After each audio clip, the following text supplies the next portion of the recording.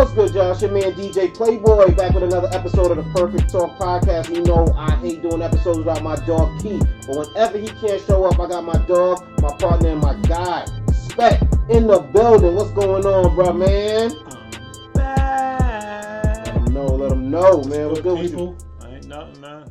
How life been, Another man? day, another dollar. Life is good.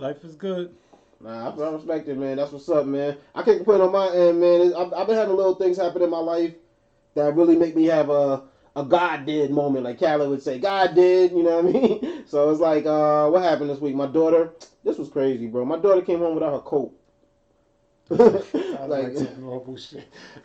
Yo, without her coat. But like the only thing crazy to come home without your coat is like no sneakers or some shit. You know what I'm saying? Oh, right, because she comes home on the bus, so. Yeah. Okay. Well, she goes after school, and then I pick her up from after school. Okay. So then she came out, and sometimes she'll come out without her coat on.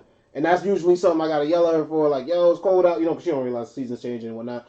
But no coat to be found. I even said, yo, go back inside, get your coat. She's like, it's not here.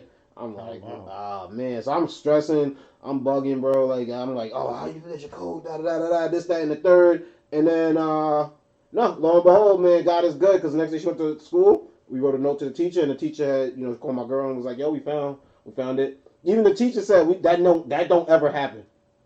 Well, I mean, was it just in the closet somewhere? See, that's the thing with my daughter, man. I don't know if all kids are like this, but they'll tell you a story, and the story don't make no damn sense. Like, so she's like how she went to recess, and then she came back to the hook, and then when she came back, it wasn't there. But then, but the teacher had said something like she had left it in the cafeteria. So I don't know, but it's weird because I think my daughter has recess before lunch. I don't know why they do it like that. I think it's based on like their class or whatever. Right. But like, so she'll go play and then they go to lunch. So I don't know if she just mixed it up and someone brought it in, but then she didn't see. But whatever the case may be, I was really relieved that she had found that shit, to be honest with you, bro. I ain't gonna hold you. Then just now, on my way here to record this, I had to pick her up before I came here. I just got out, the trap or whatever, and went and picked her up. Pulling into the parking lot, right? There's a school. It's a school over there by where her after school's at. So they must be having a football game or something. More traffic than normal. I see cars like jammed up, nobody moving. And I don't know. I probably was in podcast mode. I'm like, yo, I gotta get up out of here. Like, you know what I mean? I know I had to come, you know what I mean, and get this whole production popping. And then it was just a thing of I backed up. Recently got a backup cam installed, but didn't use it in that moment, and kind of just did the quick glance in the mirror. And then didn't realize that the car was kind of at an angle behind me. So he was like actually turning into the same parking lot I was. And so you ain't see he caught your blind spot? Yeah, right in the blind spot. Boom, boom. I mean, he hit the horn right before I hit him, but then it was too late at that point. But, so I hop out, you know what I'm saying? I know it wasn't that bad. You know what I'm saying? Because I know the speed he was going at, and I was like, unless I hit him at the wild angle where my bumper hit his light or something like that. It probably wasn't that bad. So I had pulled up a little bit. I see him get out. He looked at it, and then he had got back in his car.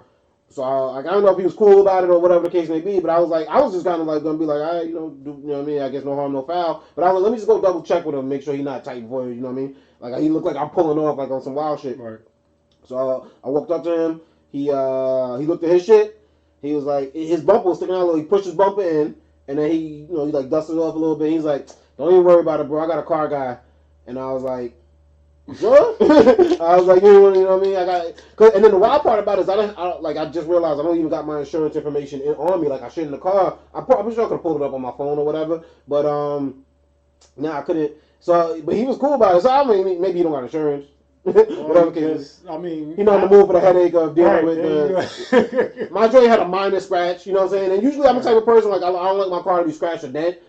I ain't even tripping over that, so it's like, it really was super minor. So, God is good, bro, because that could have been a whole headache, you know what I'm saying? Then I'd have been late for this, it would have been, you know what I mean? So, God is good. But God is, I really say God is good in them times when it saves me the headache. Right. The extra 5 minutes or 20 that turns into 20 that turns into 40 over paperwork, waiting for cops to show up, all that dumb shit. Yeah, that'd be the thing people don't want to, like last car accident I got in, it was 17, but I just took the girl's information. I didn't feel like waiting for the cops, calling them and doing all of that. But I always tell people you should. I mean, if you plan on going through the insurance. Yeah. If you don't plan on going through the insurance, then I mean, do you make it harder for you. Well, you work in the insurance industry, so everybody who don't know, so like you got the inside track on, like if that's what you want to do. But I know that, and in that moment, I'm like, it's fine. I just want to go home. I didn't feel. How bad was the damage though? There was a dent in my bumper, and like it was a rear end situation. So her license plate, like the bolt that screws into the license plate, you could see that imprinted on my bumper, and it actually made a little hole, just a little hole. That I'm just like, I just want to go home. I didn't feel That's like what it be, bro. and waiting for the cops. Yeah. But yeah, so we just want to go home sometimes, 'cause especially after a long day of work. I mean, you work you like you know what I'm saying. You don't commute, but you still got a long day. You don't want to be out when you out. You know what I'm saying. You just really want to be chilling. So it's just like, yeah, it's big time to like get those little reliefs. You know what I mean? And I'm sure if it was bad enough, you would have went to all those extents. But it's like that. You just reminded me about maybe something. Not. I didn't feel that way because I felt like she looked like So here's the thing: she looked like an innocent girl. Like no, she looked like she was going to report it to her insurance company. So I trusted that. But that's where I was wrong. Oh, she took advantage of that. Yeah, like it took it took a week for her. It was actually her parents, right? Because you could tell she may have been like 18, 19, very young. Yeah. So it took her parents a while to report it to their insurance company. And the thing is, the at-fault party, if they're not going to extend any coverage to you until they talk to their driver, until they confirm that their driver actually did what they did. So if their driver decides to ghost them and not answer any calls, it could take weeks before this shit gets resolved. Or even if they didn't know that they didn't know maybe she got in an accident, they got this number calling on. They're like, I don't know what this number is. Like, you know what I mean, or whatever the case. Maybe even voicemails. They're like, it must be for somebody. You know what I mean? So I get it. That's a little inside baseball from the insurance tip right there. But you just reminded me about something. You said the thing about the license plate. I got to check out my trunk because I had got rear-ended about like 2-3 years ago, and everything was cool. And homeboy was he put out his insurance and everything. He came out the car with his insurance information and everything. Because at first I was gonna be like, yo, fuck it. It was late at night. It was like 2:00 in the morning. And a good thing I did get his information because my trunk wouldn't close the same after that. Yeah, and I wouldn't have cared, but obviously if your trunk can't close, you fuck. So I'm glad that time I actually went through the process of exchanging information. I think we were both on Geico, so it was pretty smooth.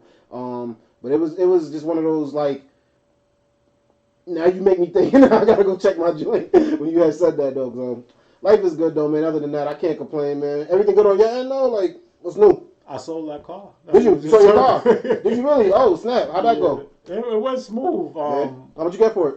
Just talk to other people out here. What kind of car you had? This was your first car out of college? No, second. Second. What's your first? My first car was a 98 Chevy Malibu. It was a lemon. That shit. What color was it? White. White. Okay. All right. And this was gray. This one was gray. Yeah, this one was gray. It was 2000. I remember the Chevy. You held on to that Chevy. Hyundai Sonata. I had that car for 13 years. How long you had the Chevy for? No, I only had the Chevy. I brought the Chevy in 2007. Yeah. And it was done by January 2010. All right, yeah. So I remember it being a headache for you though. It was a lemon. Yeah, no, I remember it being a lot of headaches for you. So you just sold a Hyundai. I just sold. What you got for it? It was worth $200, but I got $400 for it. Oh, all right. So yeah, it's a very profit, bro. Yeah. So the Blue Book value was $200. The Blue Book value was like $2 and change. Yeah. I sold it to Copart, who runs auctions, and they gave me the best deal out of anybody. So. And they probably gonna make a little grip off of that too, even if they sell it for parts too. That's why they'll give you more than that Blue Book value, especially with car shortage right now, whatever, chip shortage. So, but everybody else was only willing to give me the Blue Book value. Like when I went to dealers and all of that, they were only willing to give me the Blue Book value. That's well, yeah. Well, I think with dealers too, they got a thing like take it or leave it. They probably be like, yo, we got so many people coming in and out, like, you know what I'm saying? We can't even keep enough cars in here to meet up with the demand. So they like, yo, nigga, somebody else gonna come in here. So Nixon not right after you, bro. Yeah, so I got my space in my garage back. So that's good. That's good. What you gonna do with it? But the space in the garage? Yeah.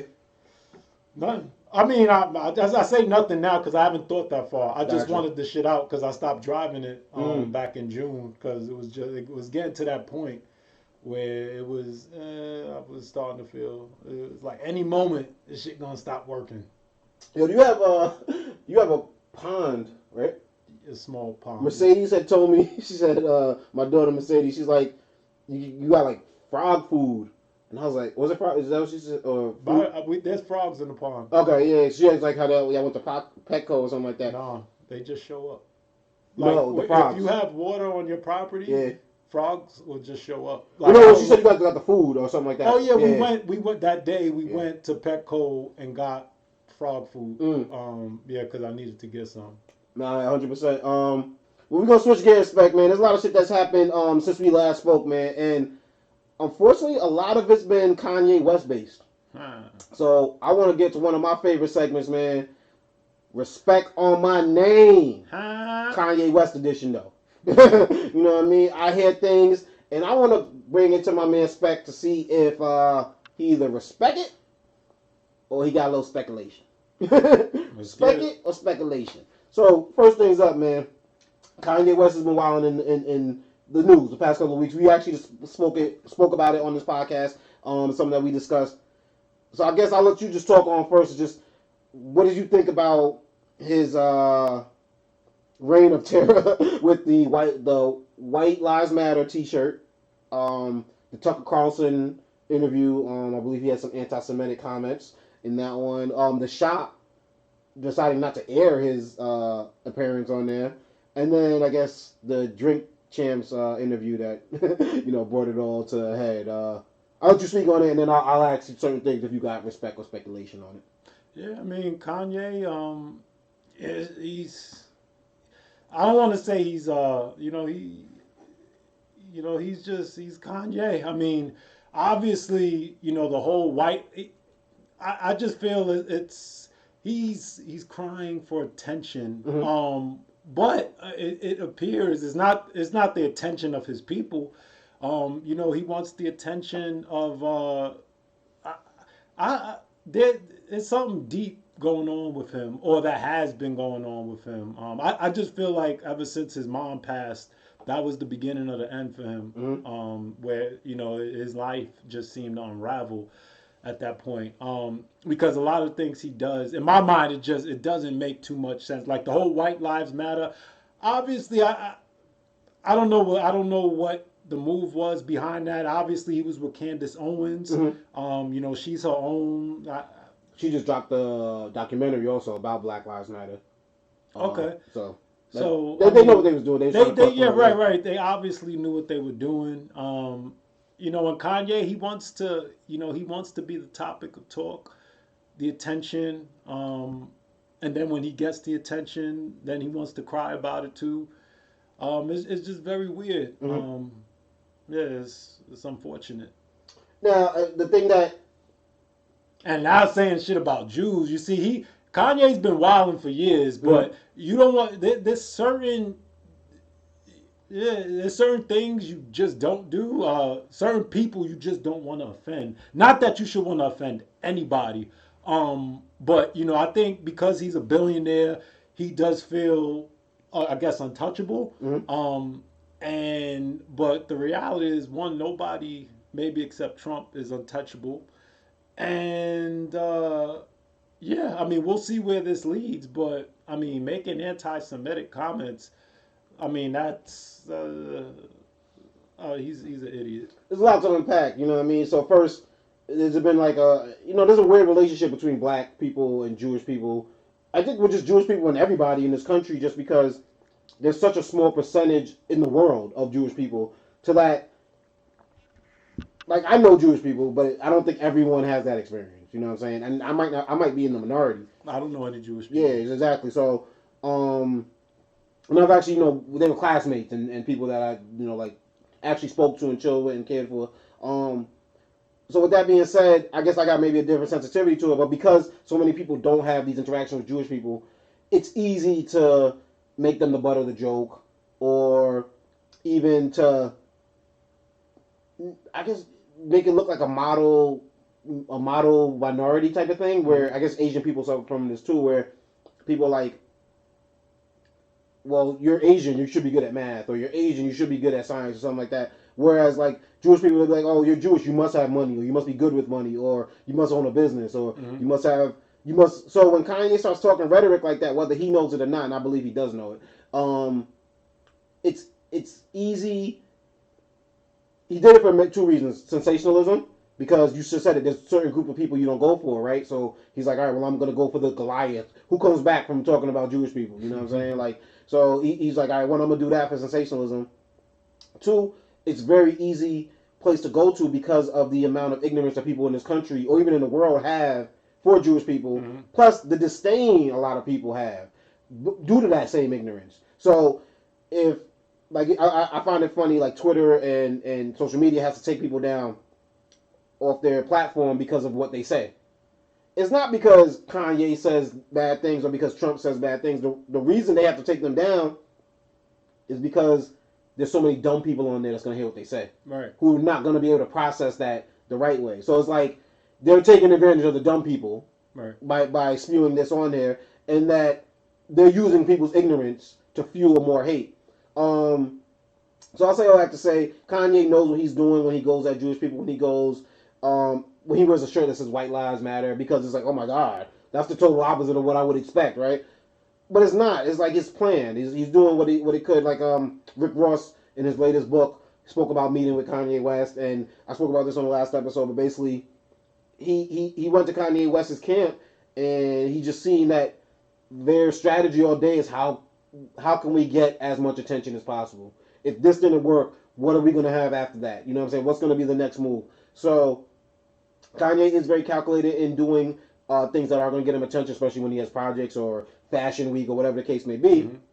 Kanye also suffers from what we know to be mental illness. I don't know if he's ever diagnosed. Right. He certainly fits the description. Yeah, description of what you would for someone that's suffering from bipolar. As someone who's lived with someone that suffered from that, I guess maybe I got a different sensitivity to it, but it's not an excuse, and that's what's the hard thing about that disease. And it's not to get too much into bipolar, but he doesn't even make it an excuse either. Like, yeah, no.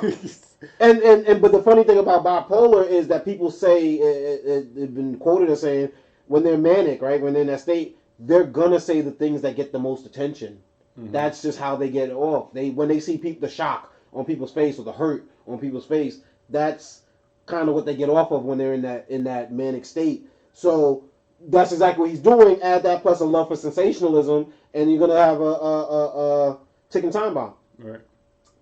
So, but I also don't want to think that you can't just say anything you want to say because you suffer from mental illness. Because guess what? There's probably a lot of bigots and racists out there that suffer from mental illness. You know what I'm saying? So you're still in a society that has to handle themselves, and you got to be sensitive to people's feelings. Right. So I say all that to say, half of it might be calculated, half of it might be he's in the middle of suffering from something. Oh yeah, I think it's 50-50. Yeah, and he don't have the people around him. He's also a billionaire, so when you have the people who would help you the most, if you can just pay to have them replace with somebody else, you're gonna do that. The person who's giving you the biggest headache, you're not gonna want to be around that. So it's just like, it's a sad thing to see, but it's also sad in the sense that he is smart enough. His mom was a teacher. Like, Kanye knows what Jewish people went through. He knows about the Holocaust. You know what I'm saying? So he knows what that type of rhetoric is gonna cause in people. Whether it's us talking about it here on this platform, or there's people that are outraged, or whether it's people that are in support of that type of ignorant talk. He knows it's gonna get people to talk, and he's taking advantage of that. So I say all that to say, whether you got a little speculation or if you got a little bit of respect, NORE came out and said that he kind of regrets having Kanye on Drink Champs. Now, did he say that? Yeah, he was on radio Breakfast shows. He's on Ebro in the morning. He was on the Breakfast Club as well. And he called in and said he wanted to apologize for what was said. I think particularly the George Floyd of it all, where Kanye says that George Floyd didn't die from a knee on his neck. He died from fentanyl. And Nori wanted to address that. Nori wanted to also state that he didn't check Kanye in the moment when he made some of the wild comments, but later in the show he felt like he addressed it. However, he's been 2 hours of drinking. He's pretty inebriated. Like how the argument. And he admitted that. He knows that. So, which is the premise of the show. Right. Everyone gets a little more comfortable because they are drinking. So, but Nori did come out saying that he does regret it. Drink Champs was taken, and the episode I believe has been taken down.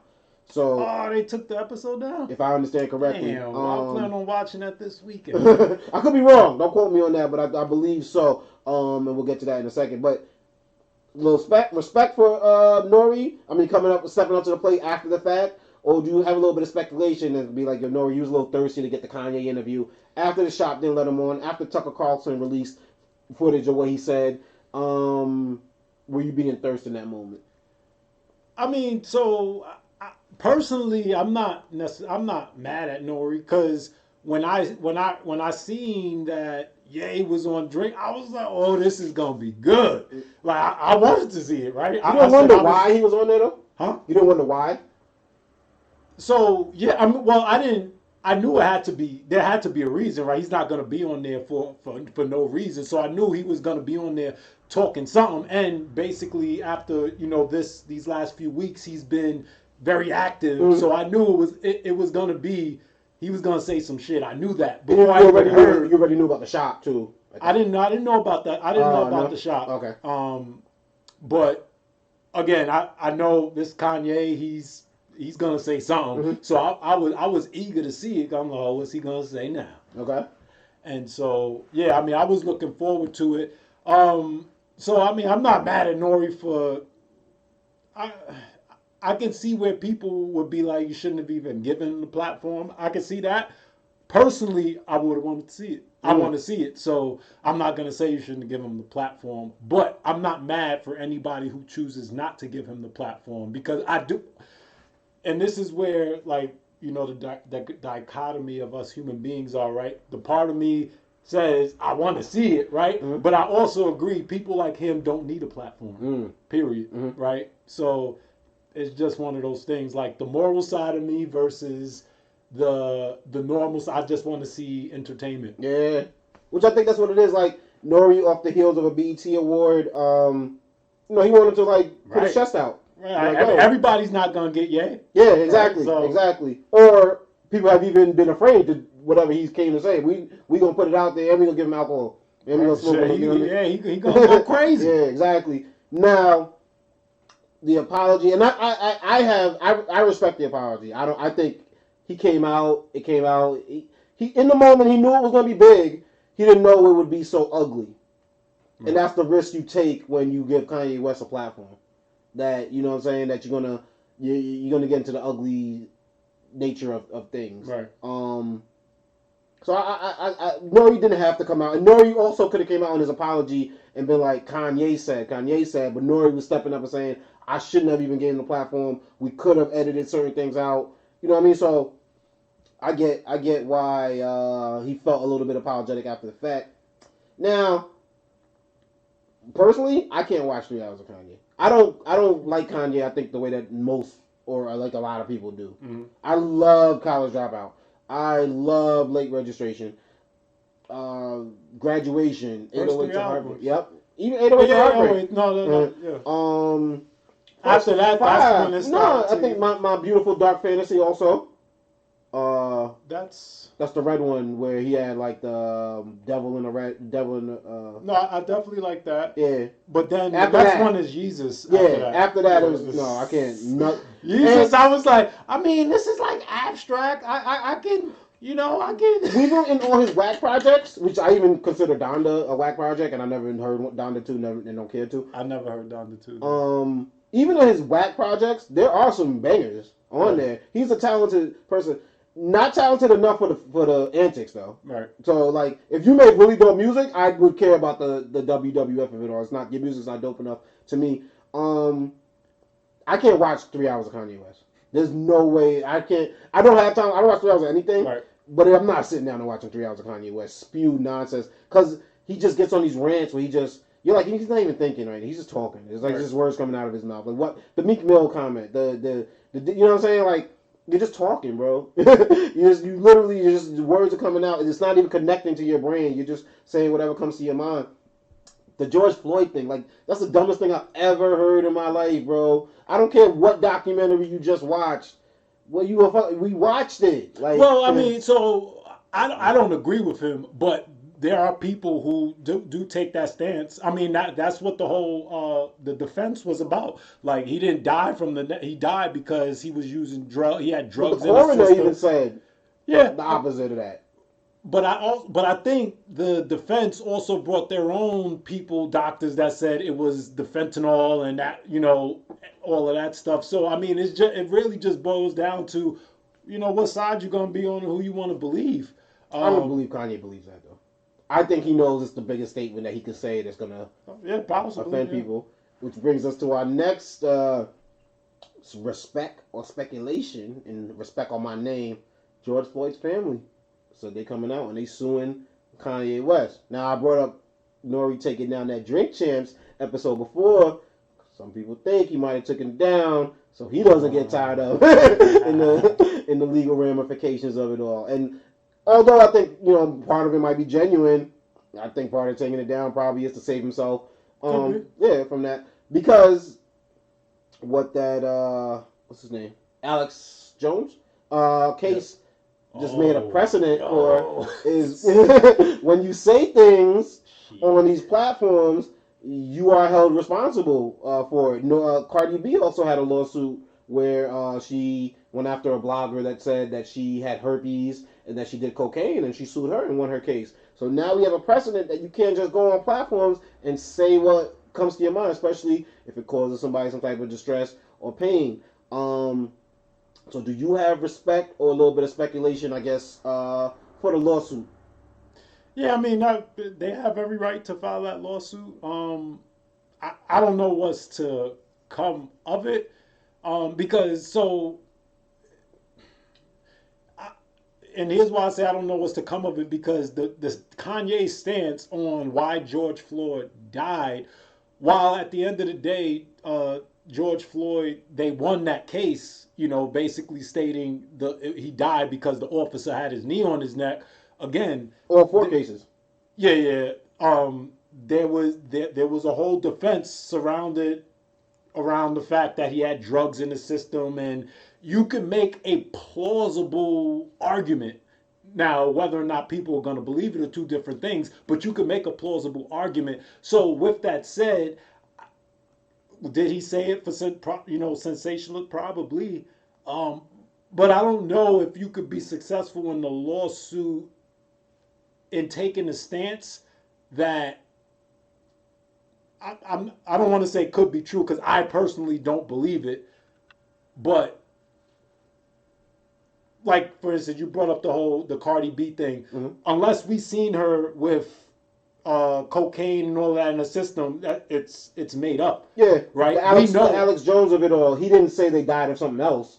He said it didn't happen. Right, but we know we can prove happened. Right, like he said it did not happen. Yeah. We obviously know it happened. We know George Floyd had fentanyl in his so there are some facts. But I think it might come up as like, well, Kanye, you're not an expert on this.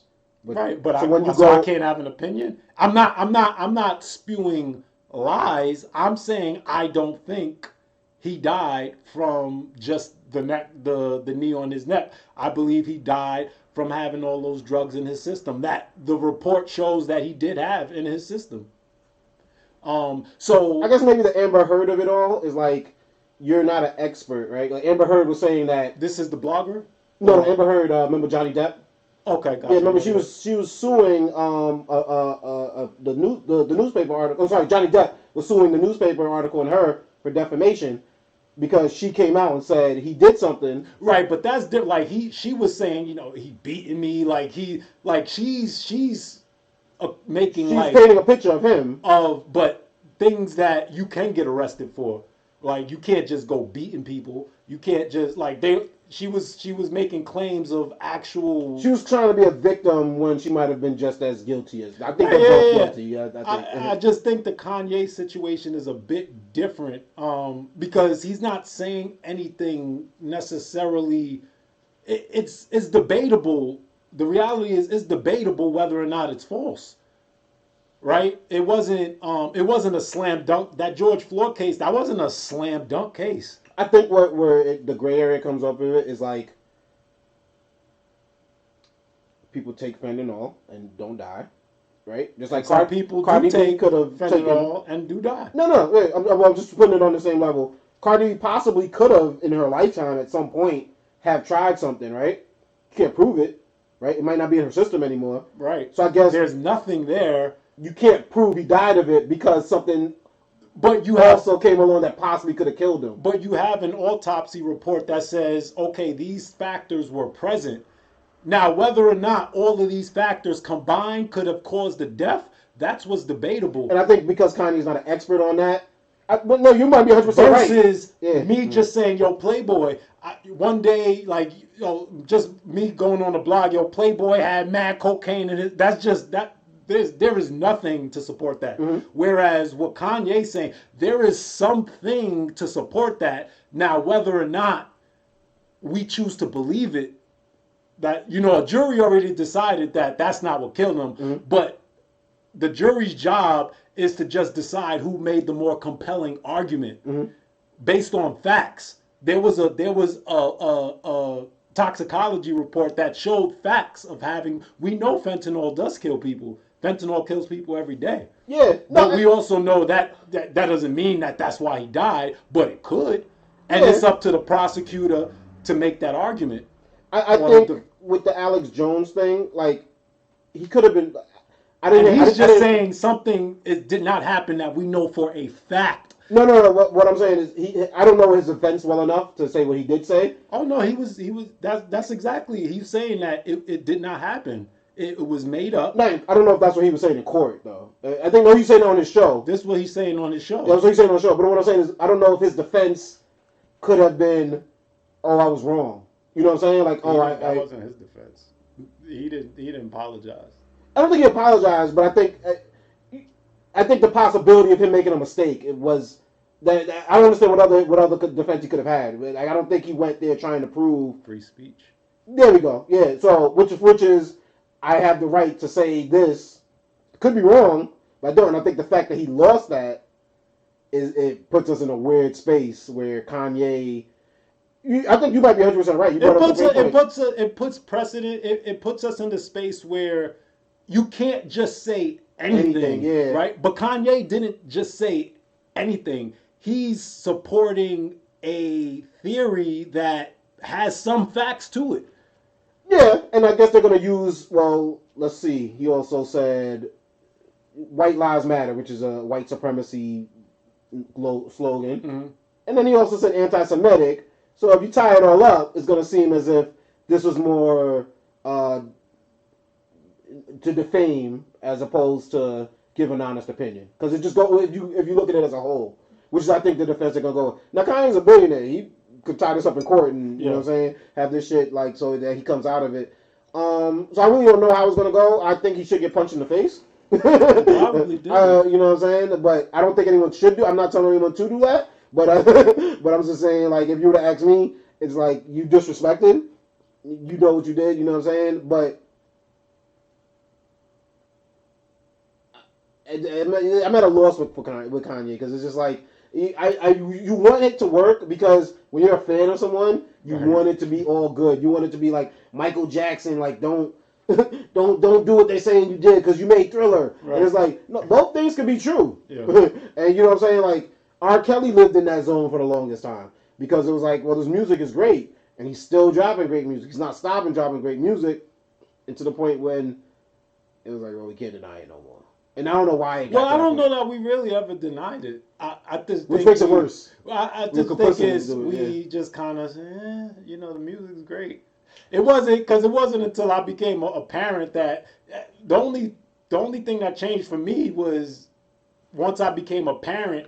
It's like this is a kid. You view children differently, yeah. Like that. That's the only thing that changed for me, right? I think with me, if I'm gonna be honest with you, I was too young to really give it the thought that I think we should give it, or even that I would give it now. But it was also not the first time I've heard of somebody in the music industry doing something along those lines. So I think in my head, But where we grew up, I mean, you got that you too, see older yeah. dudes mess with younger chicks all the time. They Not prefer it. Like not to that extent of R. Kelly, because we heard about a lot of stuff with R. Kelly. Like I'm not like if I see someone in the hood, I don't know if he's doing it once, twice, three times, or whatever. With R. Kelly or okay, Aaliyah, yeah, I mean, then it you was knew you know what I'm saying? this was his thing. Yeah, exactly. So I thought I looked at it more as an industry thing. That's like entertaining. Like if you're a child actor, you might get molested because that's not. I'm not condoning it, but that's what happens in that industry. I think I put it more in that category. And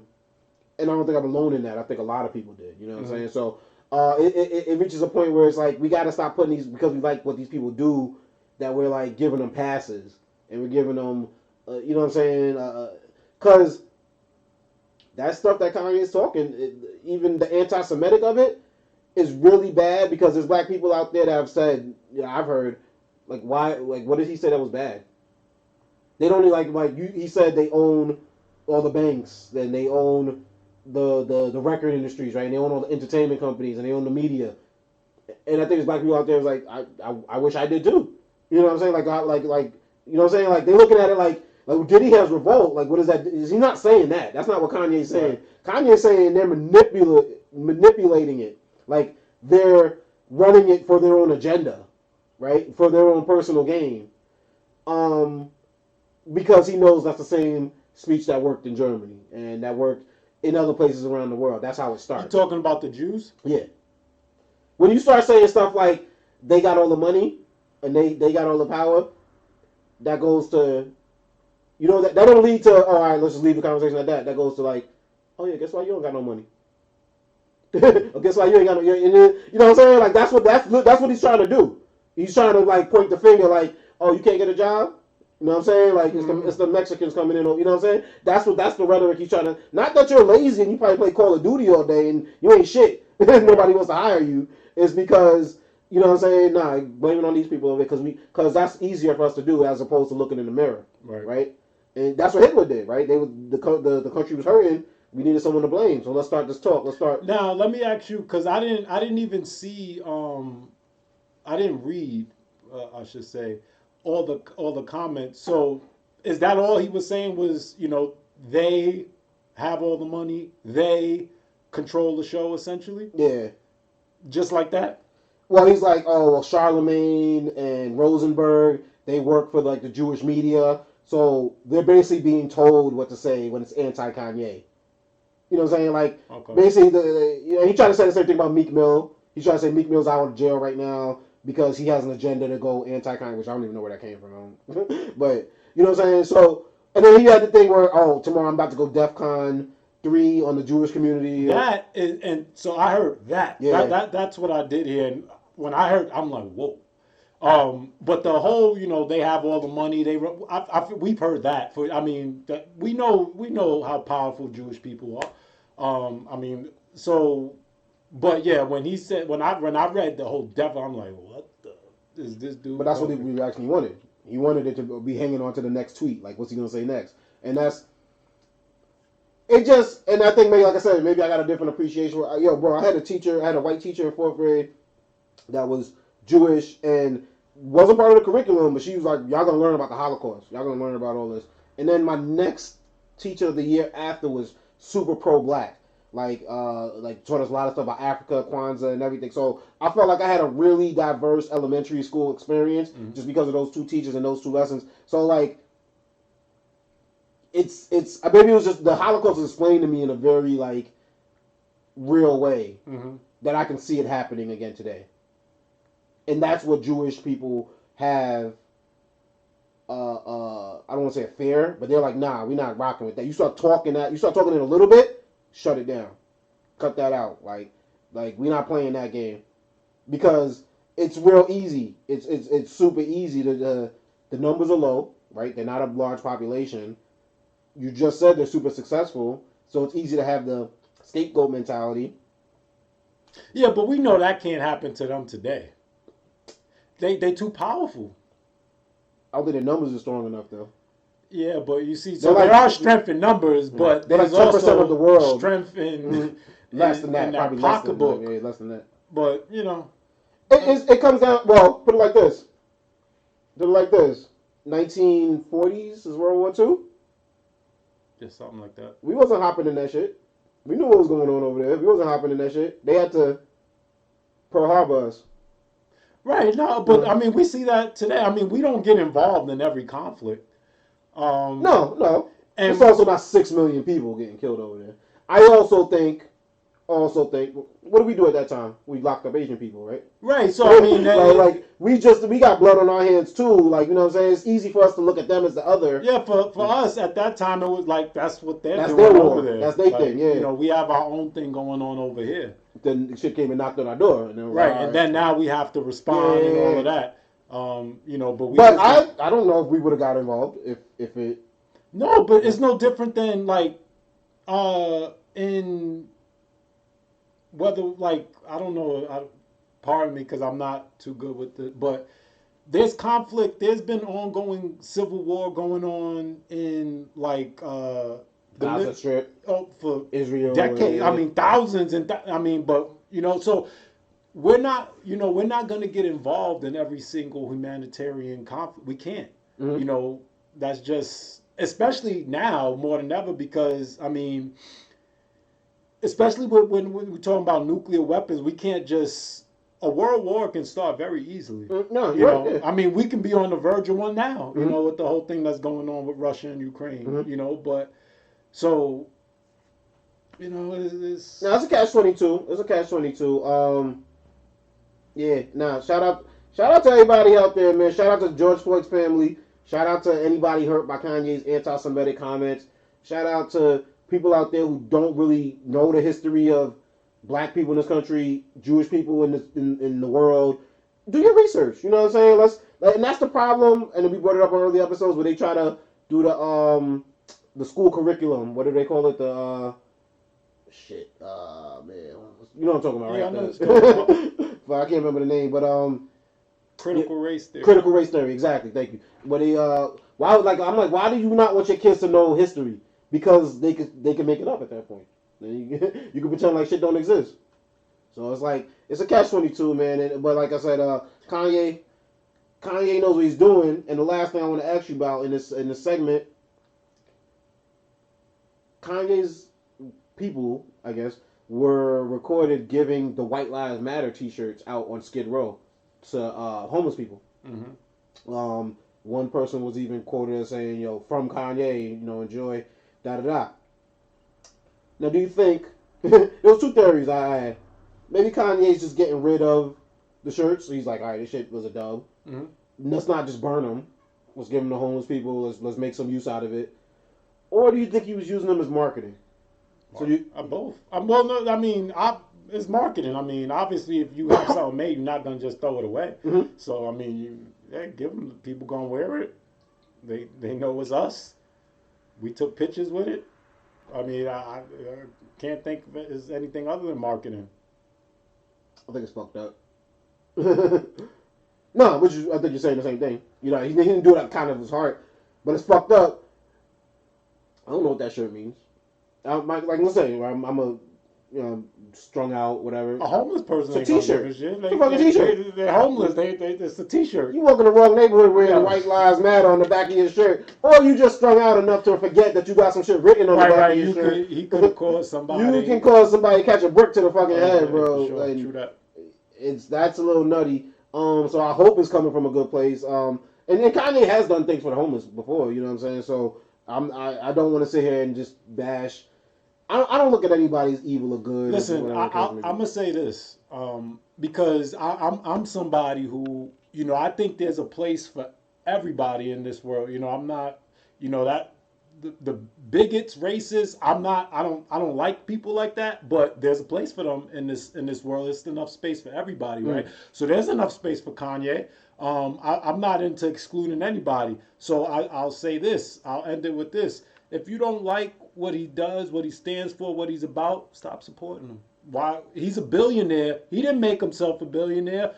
you made him a billionaire. Mm. I say I don't own anything Yeezy related. I purchase his music, so I'll say that I've contributed in that sense over the years. But other than that, you don't like what Kanye has to say, stop supporting him. Stop buying his product. 100%, bro. And to that, you know what I'm saying? Why, that's funny you say that. I don't own too much Kanye shit other than music too. I don't even like them sneakers. I don't like I think they're ugly. Yo, the only Kanye shit that I like sneaker wise was the first joint they came out with on Nike. I don't know if you remember them. They had the strap. Nah, I don't. Yo, those is I'm gonna put a picture up on the podcast. But them shits, after he left Nike, no, I've never liked any of them shit. I'm like, yo, and it's Are those like the Red October? No. Are they Red Octobers? They might be. I don't know why I feel like those may have been the only sneakers. Like, those, you know what I'm saying? But those up real quick. Yeah, I think the Red Octobers was Nike, right? Yep. But there was those, yep, and then they came out in different colorways, yep. Nike Air Yeezy 2. But then there was Nike Air Yeezy 1. I think that was the one I was thinking of. Let me look it up real quick. Nah, I just never liked any of that other stuff. And it's like I start noticing a lot that how sheepish that people can be. How people just follow the crowd. And a lot of that shit that I think Kanye that's not true. I mean, that's not true. Yeah, them joints right there. Hold on. Them joints right there. Yeah, cool. And then the Red October I think came out after those. So I like the Red October. So those I like both of them. The Air Yeezy 1s and 2s. But after you left Nike, dog, that shit was whack to me. I don't know. I never respected any of it. And we're going to move on to our next segment. Enough Kanye talk, man. We're going to move on to my favorite segment, man. Have you heard? I hear headlines and I bring them to the table and I hear if my dog Spec has heard. First things up, man. Shout out and prayers up for Dikembe Mutombo. You have Dikembe Mutombo as a brain tumor? Oh, no, I didn't. NBA superstar Dikembe Mutombo suffering right now from a brain tumor. He's receiving treatment and his family has asked for privacy, in this time. But that's an NBA legend right there, bro. For sure. I remember Mutombo's this guy, right? That's the yes. Yeah. All right. Who's the other guy? Who's the other big African? Sam Bowie. Hakeem Olajuwon. I think that's what I was thinking. Hakeem Olajuwon. He was pretty famous too, and does a lot for his home country. So, but now shout out to Dikembe, man. Definitely a big dude in the NBA. You know what I'm saying? A legend. I remember since I was a kid. So, and the brain tumor is it's scary. Like it ain't nothing to play with. Yeah. So, thoughts and prayers definitely with Dikembe Mutombo, man. Spec, have you heard? So I want to go here. Kendrick Lamar is throwing a concert on Amazon Prime. It's actually going to be by the time y'all hear this, it's probably going to be out, but it's actually going to be this Saturday. He's doing it live from Paris. And it's going to be a live stream, 2 p.m. on Saturday, and it's going to be available also on demand afterwards. But have you paid attention to Kendrick? His last project. I listened to it. Okay. I only listened to it once. I remember listening to it.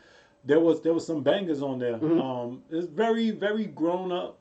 I mean, Kendrick for the most part, except for his first album, like everything I feel like has been very conscious type music.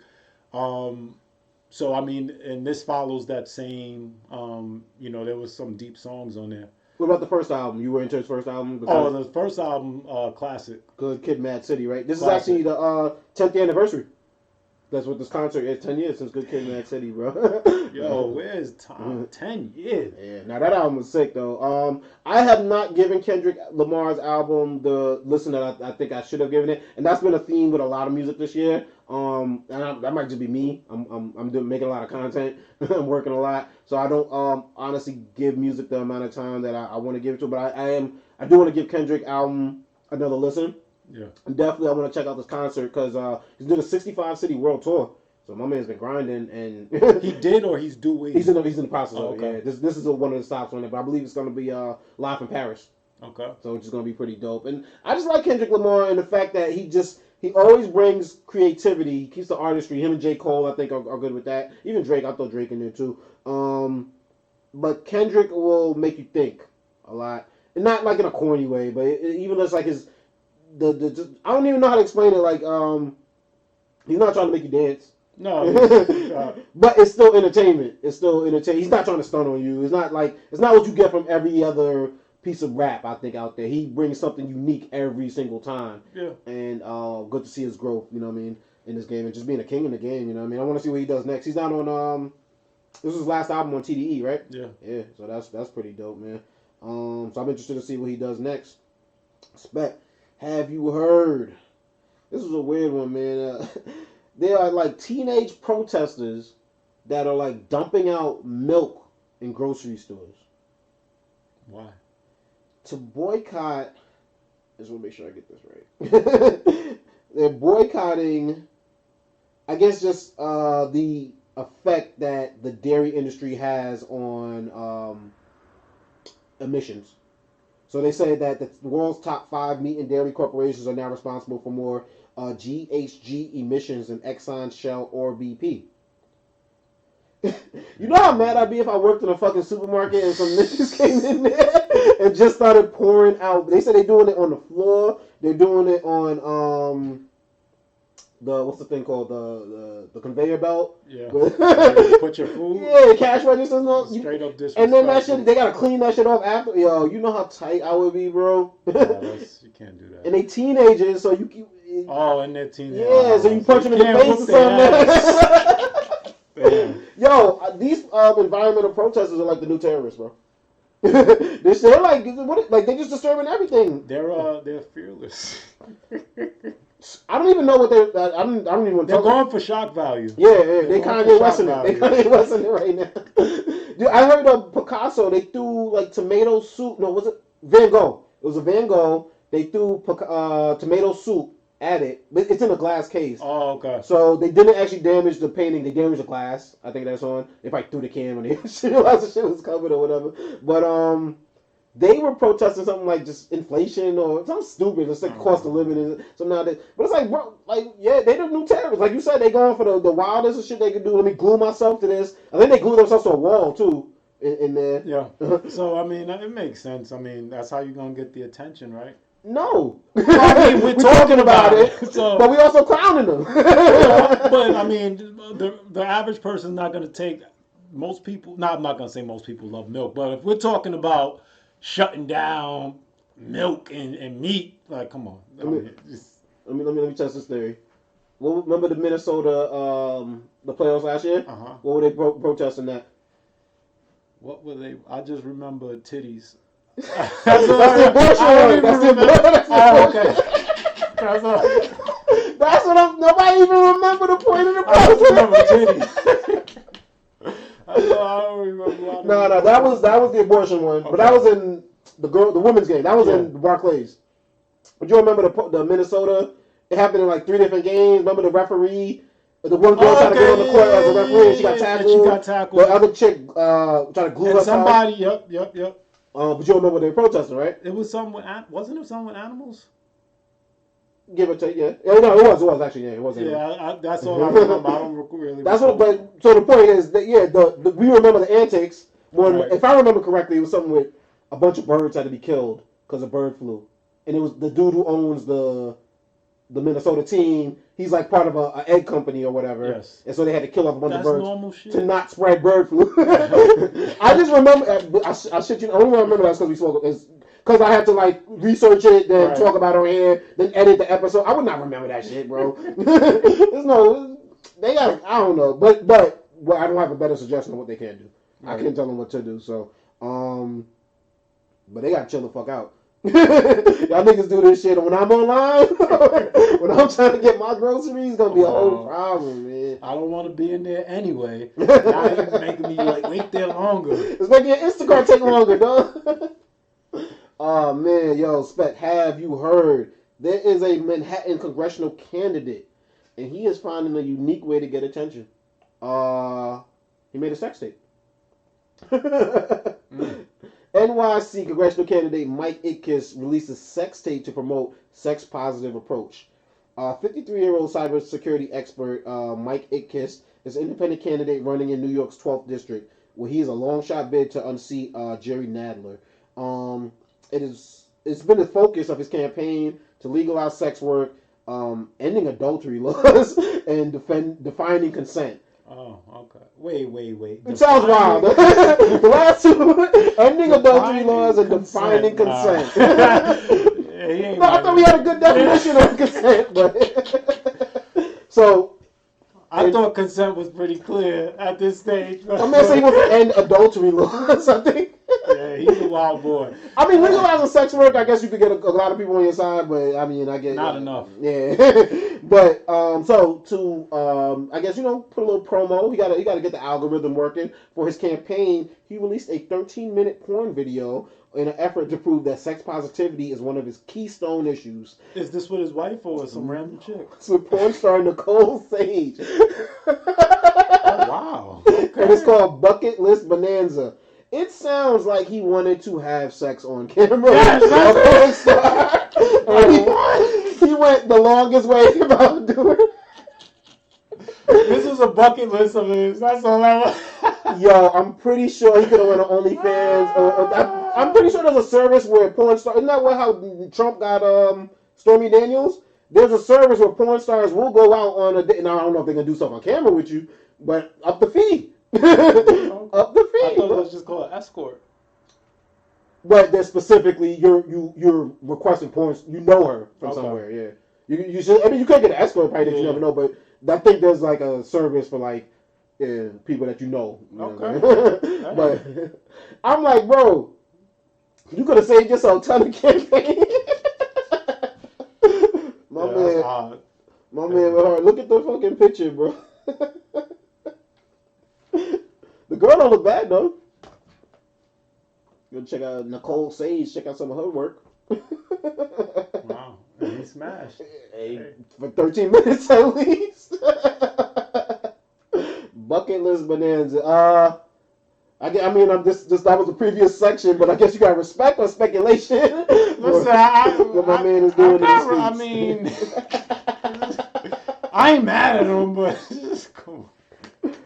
He got the look of somebody that would pay porn star to have sex. You got to look to him, all right. He definitely. I don't even know what he was. Hey, obviously, he ain't gonna win, but I mean, there's something to this. I guess let's break it down. I mean, he is bringing sex positivity. Like you go talk about it. Like I'm not with the whole. He said like, what about adultery? Ending adultery laws. Yeah, like, so I didn't even really know until in my adult life that there's actual laws against it. I'm not with that. Like, some people get locked up for cheating on their wife. That's some nonsense. Like, I ain't with that. It seems like something they made up to punish women. That's just some bullshit. You walk in and your wife cheating on you, and then you're like, lock this bitch up. Yeah, some powerful dude got mad back in the day. I'm not with adultery laws. Sex work. I would be fine, like, with the whole. I don't think like prostitution per se should be illegal. Where sex work, like trafficking, that should be illegal. But like, if a chick just chooses to go out on the street and sell her, like a woman, not a child. Let me be clear, not a child, but a grown up decides to go and sell their body. That's their business. That should not be illegal. No, 100%. And with OnlyFans nowadays, I think there is a bit of a normalization that we put on things that weren't there before. You know what I'm saying? Like, it's the older generation. Yeah. Now, to your point, in a perfect world, because it's legal in a couple states. Prostitution. Yeah. But I think the argument I would like to see. I think we should, but then again, I'm not the. And in New York, I think they're decriminalizing that shit. So, but yeah, so which I think is actually we should research and we should pay attention to these states that are doing it to see if trafficking increases. Yeah, or whatever. Because the theory behind it is if you decriminalize it, you're going to incentivize more people to traffic. But I mean, doesn't that same theory work for OnlyFans? They could be trafficking girls to be on OnlyFans girls and still keep all the money that they're... You know what I'm saying? Like, they're going to kidnap girls and get them to do sex work in one way or another. Mm-hmm. I don't think that we decriminalizing the actual act of arresting prostitutes that are doing it, I don't necessarily think that's going to increase it, but I think there's an argument out there for people saying that might incentivize people to get into it or do it more, you know what I'm saying, if they weren't already, maybe, I don't know. So I guess the only way we would know is researching the states that have already decriminalized in some way, shape, or form and see what that does. Which I think they do with marijuana, right? And then they decide what they want to do with that data at that point. I got one more. Have you heard? This one's actually a go on, man. Have you heard? Camron's one of my favorite rappers. I know you heard that. You lived with me, so you heard me bumping a lot of that Purple Haze, that Dipset. You know what I'm saying? Camron, have you heard? Shot his shot at Nia Long. We all know Nia Long is the estranged wife of Imi Adoka. Have I learned how to pronounce his name after a couple weeks? Sounds right. There you go, that's close enough. And decided that he was going to send her, a little something in the DMs. Now, when she didn't respond, Camron was like, you know what? I gotta just come out and just let the whole world know, and maybe that'll get her attention. Which is, I'm gonna read you what he wrote. Hey Stink, I was giving you some time to yourself till I reached out. Your perseverance as a strong black woman through this turbulent time has been something to behold. You shouldn't something to behold. We're gonna talk like that. You shouldn't be taken advantage of and exploited, as you did nothing to deserve this. Especially all over these sports networks. You're bigger and better than that. You're a queen, and by the way, I'm a king. Together we can achieve the greatness we were both destined for as a couple. He wrote, Un vie à vivre, which means we have one life to live. Pardon my French. As I sit here sipping gazpacho and watching The Best Man, I was inspired to reach out because that's what I am, the best man for you. Hope to hear from you soon, mi amor, or should I say, ni amor. Okay. I'll leave you with this. The most difficult thing is the decision to act. The rest is merely technical. Until the next time the sun rises and moon falls. And then he left like 5 heart emojis. Nice. Yeah, man. What you think? Well, I guess there's 2 things. Like, is there like a code where I guess if someone's going through some relationship drama due to like a dude cheating, are we supposed to like, let there be a waiting period before you step in there? And I guess do you respect Camron going public with his DM? Yeah, I mean, as far as a code, as long as there is no code. No, as long as you don't know the dude, as long as he ain't your man's, then there ain't no code. Fair game, right? You done messed up. You messed up a good thing, right? That's your problem, not mine. I'm gonna try and come fix this. And going public, she didn't respond, in private, so I guess he feel, hey, what do I got to lose? And there's a part of it obviously is for social media content. Right. But then I guess the other argument about it is that the best way to approach a woman by publicly reminding her about he probably didn't really think he had a shot. Yeah. So he's like, yeah, what's the worst that can happen? Right. Yeah. No, but I do think there's something to like when women are going through something embarrassing. Do they really want to be? It's cool to shoot your shot. Do they really want to be reminded about? Right, probably not. That stress or whatever. So, but like I said, shout out to Cameron. That was smooth. That was smooth. Back in my player days, I'd have stole some of them lines. You know what I'm saying? They were cool lines. Yeah, sure. It was funny enough that I'm sure she probably laughed when reading it. Probably did, yeah. And I think in his mind, he's like, this shit is funny. Why not put it out? Right. There you go. So I can't knock that. But yo, Spec, we're gonna move on to my favorite segment, man. Things I seen on the internet. And like every other segment, I come across things and I bring it to the table. And I want y'all to see what I seen. First up, let me see. Y'all know this segment be a rough one. Y'all know this segment always be a rough one, man. Alright, man. Have you seen your man Drake? I seen this on the internet. He 50 billion streams, bro, on Spotify. He's getting his own football jersey. And by football, I mean the real football. What squad is that? FC Barcelona. They debuting a special OVO jersey. They got the owl right on there. But bigger than that, 50 billion streams, dog. Like Drake is the man. Is a beast. And the fact that they're playing in these jerseys, I believe, right? Are they? That's what's up. Yeah, FC Barcelona will wear the OVO owl at El Clasico on Sunday. That's, I can only imagine how much bread he got. Bro, like, because that international football, that soccer, you know what I'm saying? That's a whole nother. Yeah, that's bigger than the New York Knicks, the Lakers, like they have Dallas type Cowboys. Yeah, like, and you know what I'm saying? Any sports team that I can think of in football, NFL, NHL, MLB, like that's another level, bro. Drake is the man. That is dope. I've never even seen anything to that level other than Toronto, which you know, what I mean, obviously he's from Toronto. He always showed the Raptors a hell of love. I think they wore some OVO stuff, if I'm not mistaken, like in practice. It's gonna be interesting to see how long it's gonna take him to get to a Billy. I don't think it's gonna take him that long. Nah, definitely not. Yeah, he's on that trajectory in the whole. Like, I think that's where we're really starting to see just really how much money Drake is working with out here, because he's crushing it, bro. I ain't mad at that at all. Let's see, what else do we got here, man? Let me see. I mean, I guess keeping up with. You know what that check is like? 50 billion streams. You know what I have to realize though? Like, that's just Spotify. Do you listen to music? Like, let's say Lil Baby. You bump a Lil Baby. Can you listen to one Lil Baby song over and over again? Like, I can't. My mind will start giving me a headache. Well, the radio does that for you. That's what I mean. Yeah, but then you get annoyed with the radio. I feel like. So it's like, I'm not knocking something, but there are people that just consume music like that.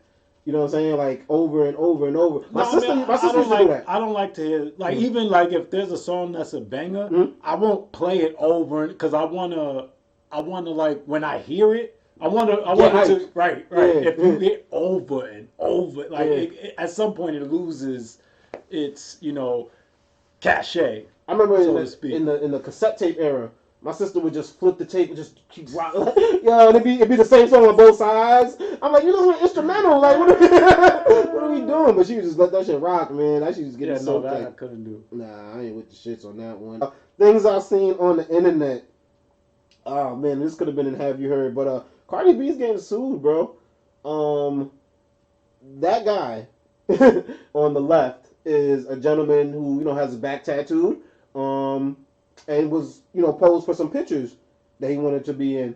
Just, for a photographer, for whatever purpose. I don't know if it was for modeling or whatever case may be. But basically his name is Kevin Michael Brophy. And he's suing Cardi B for that mixtape cover that you see on the right where she's drinking a Corona. And it looks as if someone's performing fellatio or, cunnilingus? Which one of them? Yeah, cunnilingus, right? Cunnilingus. I get scientific with it. So basically, he said that that's not him in the picture. That image from his back tattoo was superimposed on like another actor or whatever the case may be, like and photoshopped on. He's never posed for anything like that. And he said that he's a man of faith.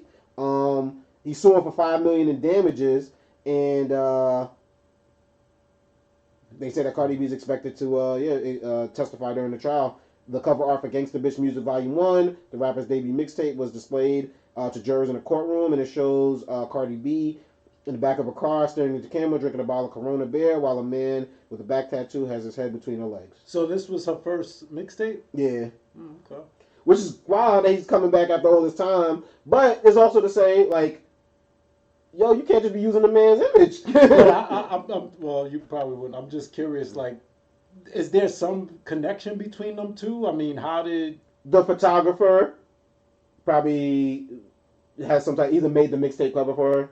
So either this dude is like a model and he takes pictures of, you know what I'm saying, and the photographer that he took pictures with might have also been the same person that they asked to make her mixtape cover, or he was involved in some way, shape, or form. Now, if this guy on the left signed something giving away his likeness, right, then it doesn't matter. Yeah, but this also, we talked about precedent.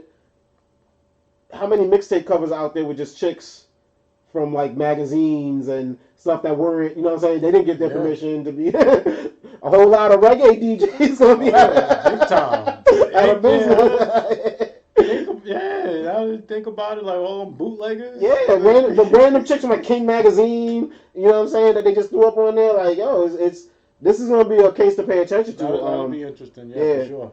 Because I can see why that dude is mad. He's like saying, well, I might have signed a release, but you didn't say my picture was good. Faith. I don't believe you. But well, that's the other part of it too, bro. It's like I think if it was me, I don't know, I might have just took the L and been like, yo, I know I took a picture. They used it for what they want to use it for. But it's like, am I really going to try to come after? Is this how you want to make your millions in life? But then also, it's like, I mean, I'm not saying me, but it's he don't mind, obviously. Yeah. You're only gonna. This probably gonna be the only shot in his life. He can $5 million, and that's a game changer. Would you play it? Would you do that though? So if This was particular me- situation, right? If this was me, I would first reach out to her team. Mm-hmm. Listen, I try. Let's. And then after she curses you the fuck out, I gotta follow suit. you gotta follow suit. I think if he's truly hurt by it, then by all means, if this is your way of getting clout or this is the only way in life you think you're gonna get up on the bag, that I don't respect. Right. So if I felt this is my only opportunity, shit, I'm gonna do what I gotta do. Like if his homeboys come out in a Vlad interview and be like, "Yo, this nigga be doing shit like this all the time," like he ain't no man of faith, you know what I'm saying? Like da da da da da. Then yeah, to me that's kind of corny. He still might be in the right though. He still has the right to do it, but to me it's kind of corny to do something like that because it's like this is the only way you can get the bag, and you might have been paid for the picture. Like who knows? Like especially if you were compensated to take the pictures to begin with. Like I don't know, but that'd be interesting. Yeah, it's interesting to see where that pops up. But yeah, that was something I came across on the internet. Let me see what else y'all come up on the internet. Oh, I gotta show you this, bro. Do you have any LeBron jerseys? I don't have a LeBron jersey. You don't own a LeBron jersey at all? Mm-mm. That's interesting, man. It is. I don't even feel about it. Not at all. No, none of the, do you plan on getting one? But I don't know. Well, maybe I don't know. I don't own any basketball jerseys. Well, we're gonna get to the next thing. But how do you feel about that? Like, I didn't care about. Obviously, we lived through the jersey era where everything was throwbacks. But I feel kind of weird wearing another man's name at this point in my life as a grown man. Because if I went to like let's say a Yankee game, I can wear it. I haven't, but I mean, you're not gonna just see me go walking down the street in a jersey, right? You're not gonna see that. But if I'm going to a game, because we're fans of certain people, right? So if I'm a fan, I mean, I'll wear a jersey. Yeah, so I mean, I don't really see anything. I personally don't, like I said, I don't own any jerseys. But yeah, I don't think there's. You don't think there's a problem with it at all? And I don't knock anybody who does it. It's just I know as I got older, it's just for something I thought about. But I might have to change my stance for this dude right here. Ho, you fat. Steve, is that his real name? Steve, Ho, you fat. I don't believe this. Come on. I just have speculation towards the man's name, though. That is his real name, and he's from I think he's from China, if I'm not mistaken. Steve. He's from China? Yes, man. Oh, you didn't see the dude's face. Nigga name's Ho You Fat. Steve Ho You Fat, and Steve is spelled with actually 3 E's. Steve Ho You Fat is a French professional basketball player who plays for Metropolis 92 in LNB Pro A. He was born in French Guinea, where the Ho You Fat family business controls the shipping at the port of Cayenne. His paternal grandfather was an immigrant from China. So, he has Chinese background, I should say. I shouldn't say he's from China. Okay. But basically, I believe Ho You Fat. That's really how you spell that. It just doesn't sound. So he had an exhibition against a G League team, G League Unite, and it was a big game because there was supposed to be some projected draft picks in 2023. That was supposed to be big news, but someone who I think stole a lot of attention was my man Ho You Fat, and I'm gonna show you why. Let's see, where is Ho You Fat? Ho You Fat. Soft, curling off the screen, driving baseline. Ho You Fat with a 3. Yes, I just said that. That is that man's name. I want a tweet from anybody. That's the man's name. And listen, people. I would no tweets from nobody. Yes, I just said that. That is that man's name. Don't tweet at me. I don't want a tweet from anybody. That's the man's name. Ho You Ho Fat. You Fat. Oh, that's good.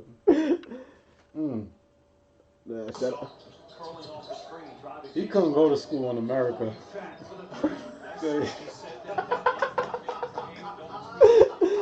Yo, I seen the jersey. So I forgot. I was looking at something, and I seen the jersey. I will buy that jersey. I will buy that jersey. Ho You Fat. And it's spelled just like that. Ho You Fat.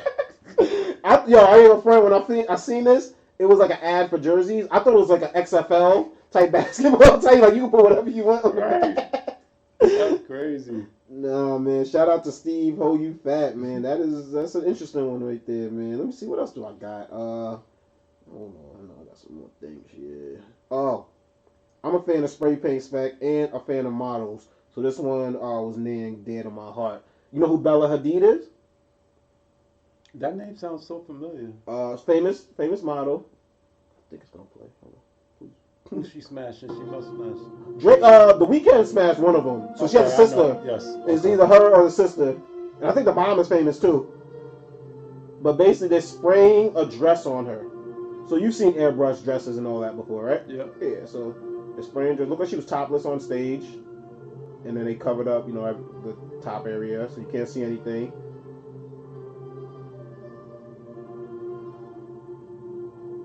And they covering her in just this white, like, spray. Looks like airbrush, kind of. It's kind of got like a shaving cream kind of look to it. Yeah. Like the way that it's hitting her.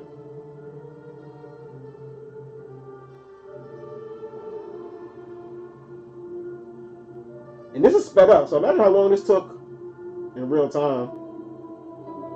But that shit turned into a real dress. Oh, wow. Yeah, some new experimental like fabric that they're working with. And this is at Fashion Week. Yeah, it's spray on dress, though.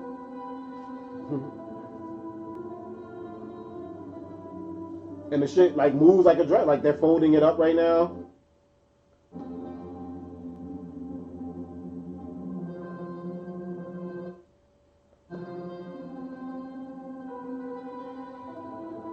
She's able to like pull the strap over her shoulder.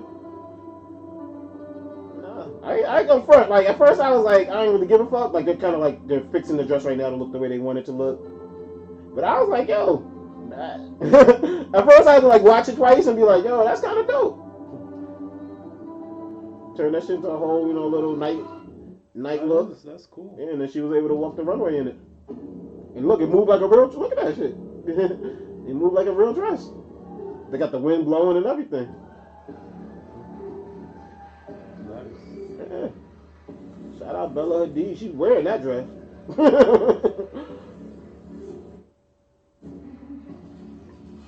Yeah, man. Before we get up out of here, I just had to show you this video. I gotta know what you would do to this guy. Little paraplegic matter, man. The shorty got no arms, right? But she breaks the thing, right? Gives her a high five. Then goes for the single five.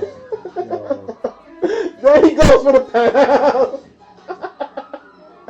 She wanted to kick him, bro. She wanted to kick him, bro. Yeah. Went for the trifecta, all three wrong. Yo. Double high five.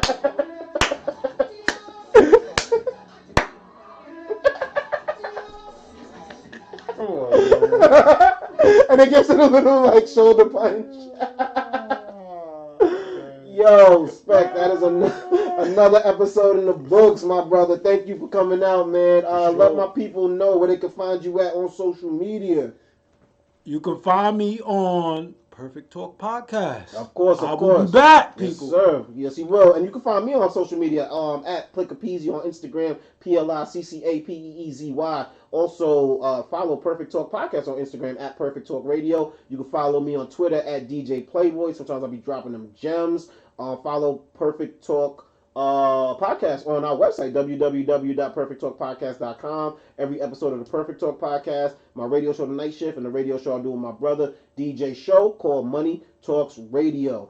Every episode of Perfect Talk Podcast also available on Apple Podcasts, Google Podcasts, SoundCloud, iHeartRadio, Spotify, wherever your podcasts are available, and of course on YouTube. So, make sure you leave a rating on the podcast joints, like it on YouTube. Smash that like button. Smash that subscribe button. Smash the notifications button so you know when we drop, because we just gonna keep bringing out heat rock for y'all, man. Shout out to everybody supporting us on YouTube. We rocking with y'all, man. That's it. Still on your football strike? I'm not. It's not a strike anymore. You know what I'm saying? Like, I haven't sat down and watched a game, but I do turn the TV on to channel, CBS, Fox, NBC at nighttime. Or just have it playing in the background? And it will be playing. Okay. So that's a step in the right direction. There you go. You know? There you go. You know what I mean? I thought you was going full transgender on us. No. But you transitioning. But you know what I mean? Welcome. Step in the right direction. Nah, I'm just messing with you, dog. But yeah, sports is back. But we in the heart of it right now, bro. Hockey back, everything back, man. Like, so we just living it up, man. Shout out to everybody out there. If you in the Poughkeepsie area, October 29th, I'm gonna be rocking out at Reason and Ruckus with my homegirl Ayo Niche. So come and see me on the 1s and 2s, October 29th for that big Halloween party. It's full costume party. They're gonna have a little contest going and everything. So come out in your best, and we gonna make sure we rock all night long, bringing Halloween the right way. So come check me out. And other than that, you know what I'm saying, I'm gonna still keep doing this podcast thing, keep rocking out. Shout out to my dude Spec for coming through. Always a pleasure, brother. Yes, sir. You know what I mean? And we just gonna keep dropping this heat rock for y'all, man. Say goodbye to the people. Deuces. Peace.